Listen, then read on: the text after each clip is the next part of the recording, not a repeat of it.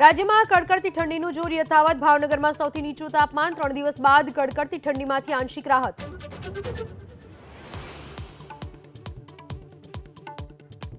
સુરતના ભાંડુતમાં 4000ની લાંચ લેતા તલાટી એસીબીના સકંજામાં.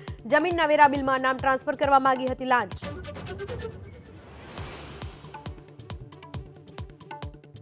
પ્રજાસત્તાક દિવસે પરેડને લઈને દિલ્હીમાં ફૂલ ડ્રેસમાં રિહર્સલ. ગુજરાતના ટેબ્લોમાં કચ્છનું ધોરડો બનશે આકર્ષણનું કેન્દ્ર.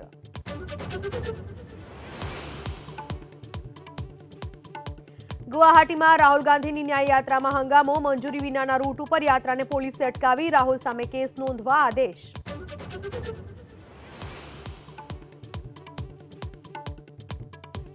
મિઝોરમમાં લેંગપુઈ એરપોર્ટ પર મ્યાનમાર આર્મીનું વિમાન દુર્ઘટનાગ્રસ્ત. 6 લોકો ઇજાગ્રસ્ત, 14 લોકો હતા સવાર.